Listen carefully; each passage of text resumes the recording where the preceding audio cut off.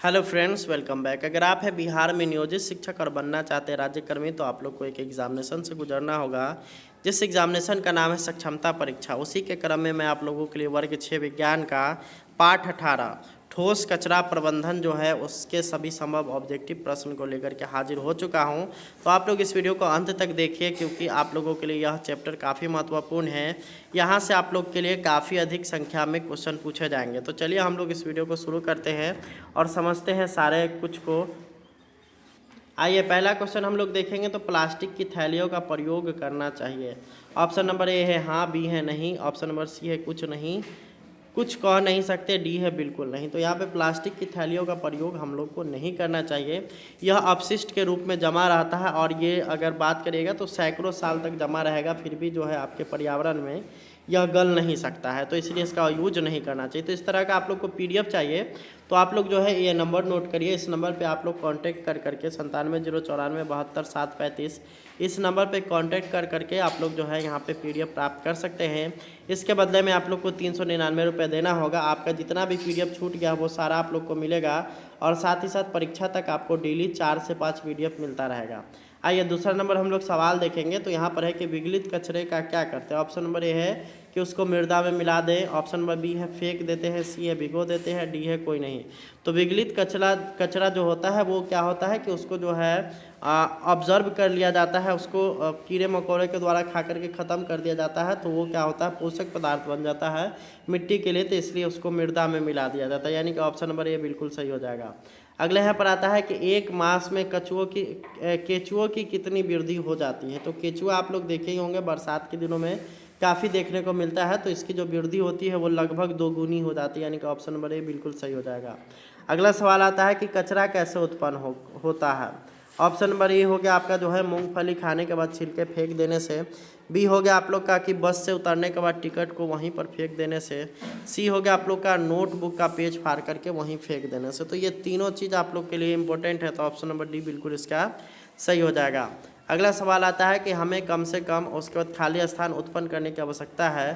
Option number A हो गया अपशिष्ट, बी हो गया उत्कृष्ट, सी हो गया कचरा और डी हो गया कंपोस्ट। तो हम सबको जो है कम से कम अपशिष्ट उत्पन्न करने की आवश्यकता है, यानी कि ऑप्शन नंबर ए बिल्कुल सही हो जाएगा।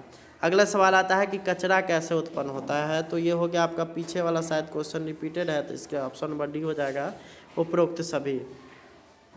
अगला सवाल आता है कि पुनः चक्रण किसका संभव है। ऑप्शन नंबर ए हो गया कागज़ का, बी हो गया रोटी का, सी हो गया चावल का और डी हो गया आपका इनमें से कोई नहीं। तो पुनः चक्रण हम लोग को करना है तो कागज़ ही एकमात्र ऐसा पदार्थ है जो इस ऑप्शन में दिया गया जिसका हम लोग पुनः चक्रण कर सकते हैं। और यहाँ पे आप लोग देख सकते हैं नंबर भी दिया गया है, आप लोग नोट कर लीजिए, इस नंबर पे आप लोग कांटेक्ट कर सकते हैं। अगले यहाँ पर आता है कागज़ का पुनः चक्र हो सकता है। ऑप्शन नंबर ए हो गया हाँ, बी हो गया नहीं, सी हो गया बिल्कुल नहीं और डी हो गया कुछ नहीं। तो यहाँ पे कागज़ का पुनः चक्रण हो सकता है, इसलिए ऑप्शन नंबर ए बिल्कुल राइट हो जाएगा। अगले यहाँ पर आता है कि प्लास्टिक का पुनः चक्रण हो सकता है। ऑप्शन नंबर ए है ठीक, बी है गलत, सी है बिल्कुल नहीं और डी है आप लोग का कुछ नहीं। तो प्लास्टिक का आप लोग जो है पुनः चक्रण कर सकते हैं, उसका बार बार यूज कर सकते हैं। अगला यहाँ पर आता है कि कचरा कहाँ कहाँ होता है। ऑप्शन नंबर ए हो गया विद्यालयों में, बी हो गया आपका बी नंबर हो गया दुकानों में, सी हो गया कार्यालयों में, डी हो गया आपका उपरोक्त सभी। तो कचरा जो है आपके विद्यालय में भी होगा, दुकानों में भी होगा, कार्यालयों में भी होगा। तो यहाँ पे ऑप्शन नंबर डी हो गया आपका उपरोक्त सभी।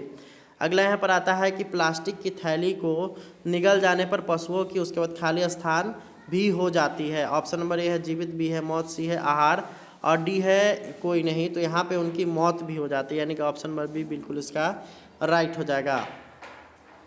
अगला यहाँ पर आता है घर में कचरा कैसे उत्पन्न होता है। ऑप्शन नंबर ए हो गया टूटे खिलौने के द्वारा, बी है पुराने कपड़े के द्वारा, सी है आपका पुराने जूते के द्वारा और पुराने जूते चप्पल के द्वारा और ऑप्शन नंबर डी है उपरोक्त सभी। तो यहाँ पे घर में जो कचरा उत्पन्न होता है वो उपरोक्त सभी कारणों से होता है, यानी ऑप्शन नंबर डी बिल्कुल इसका सही हो जाएगा।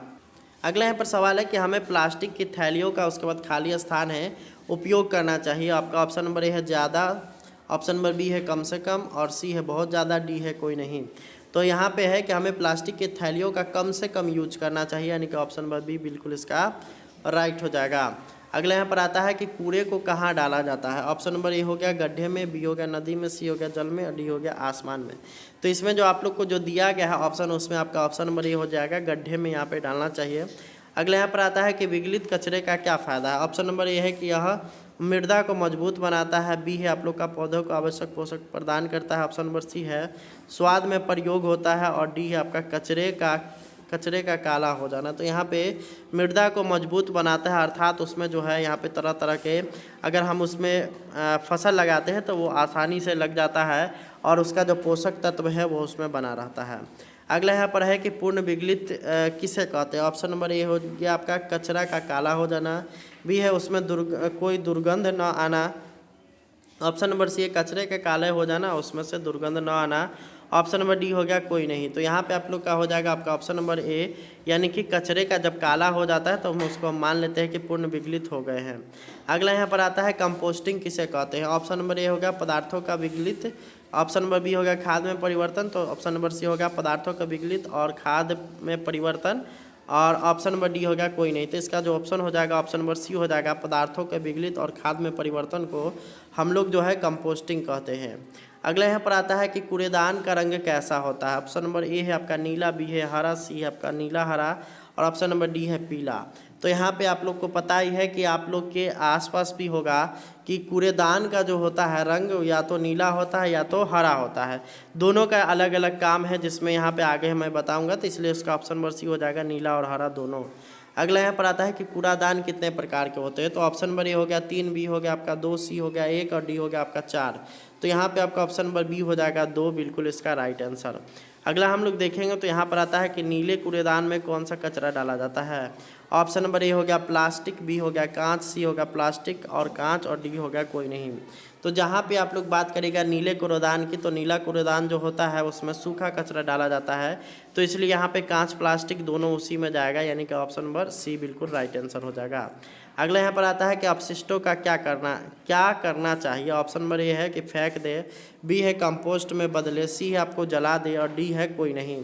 तो यहाँ पे इसका जो सही आंसर हो जाएगा वो होगा आपका ऑप्शन नंबर बी, यानी कि कंपोस्ट में बदल दिया जाए ताकि उसका यूज खेतों में किया जा सके और फसलों का उत्पादन अच्छे ढंग से वहाँ पे किया जा सके। 22वां नंबर सवाल है कि अपशिष्ट पदार्थों को जलाना चाहिए। ऑप्शन नंबर ए हो गया हाँ, बी हो गया नहीं, सी हो गया कुछ नहीं, कुछ कह नहीं सकते, डी है कोई नहीं।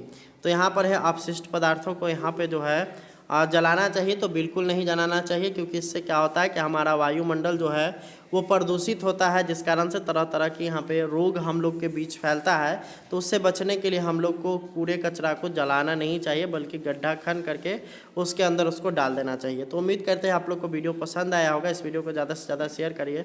साथ ही साथ आप लोग को PDF लेना है तो इस नंबर पर कॉन्टैक्ट करिए, आप लोग को सारा PDF यहीं पर मिल जाएगा और आप लोग को बदले में 399 रुपये पेमेंट करना है और ये पेमेंट सिलेबस आने के बाद यहाँ पे बढ़ेगा, तो इसलिए आप लोग जल्द से जल्द इसको ले लें। धन्यवाद, थैंक्स फॉर वॉचिंग।